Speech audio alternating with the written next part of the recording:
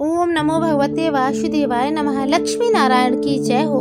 एकादशी व्रत कहानी की जय हो। इस संसार में ऐसा कौन सा प्राणी है जिसे धन और पुत्र की कामना ना हो।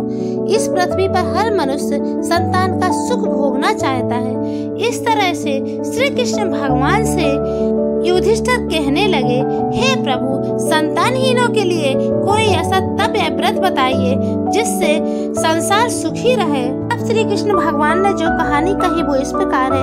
द्वापर युग में महिष्मती नामक नगरी पर राजा महिजीत का शासन हुआ करता था। वह धर्मात्मा थे, न्यायप्रिय थे, प्रजा के पालक थे, लेकिन वह बहुत ही दुखी रहा करते थे। इसका कारण था कि वह संतानहीन थे। वह अत्यंत दुख के कारण सुख नहीं भोग पाते थे। वह निरंतर शोक में रहा करते थे।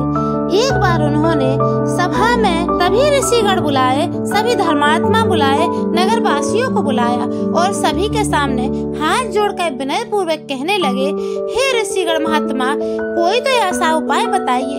यह राज्य संतानहीन हो जाएगा। मेरे कोई संतान नहीं है। मैंने कोई अधर्म नहीं किया, मैंने कोई पाप नहीं किया, मैंने किसी की आत्मा को दुख नहीं दिया, फिर मैं क्यों संतानहीन हूँ। सभी ऋषिगण राजन का अत्यंत दुखित चेहरा देखकर कहने लगे, निश्चित रूप से कोई उपाय मिलेगा, आप चिंतित मत रहिए।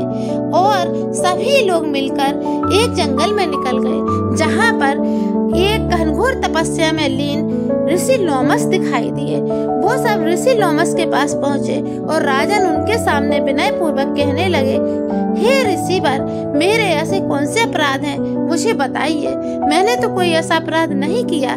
ऋषि लोमस कहने लगे, राजन, इस जन्म के किए हुए अपराध इस जन्म में नहीं जुड़ेंगे। जो आपने पूर्व जन्म में अपराध किए हैं उनका फल आपको अभी मिल रहा है। आप पूर्व जन्म में एक गरीब व्यस्त थे। गरीबी से इधर उधर भटकते हुए आप प्यास से व्याकुल थे। आपको पानी कहीं पीने को नहीं मिल रहा था। आपने एक जलाशय देखा। उस जलाशय पर पहले से ही एक गाय पानी पी रही थी। आपने अपनी प्यास बुझाने के लिए, अपनी प्यास की क्षुब्धता शांत करने के लिए उस गाय को वहां से हटा दिया और खुद जलपान कर लिया। यही आपका पाप आपके सर पर लगा हुआ है। इसी पाप के कारण आपके कोई संतान नहीं हुई है। अब आप जाके पुत्रदा एकादशी का व्रत कीजिए, नारायण की सेवा कीजिए, रात्रि जागरण कीजिए, तभी आपको संतान का सुख मिल पाएगा। इस तरह से ऋषि लोमस से ये बात सुनकर राजन अपने राज्य में लौटे और सभी नगरवासियों के साथ पुत्रदा एकादशी का व्रत किया। सभी नगरवासियों ने अपने एकादशी का पुण्य राजन को दे दिया और अगले 9 महीने में ही एक राजा के संतान उत्पन्न हुई। इसी तरह से जो भी एकादशी का व्रत करता है, भगवान नारायण को पूजता है, उसके सारे मनोवांछित कार्य पूर्ण होते हैं।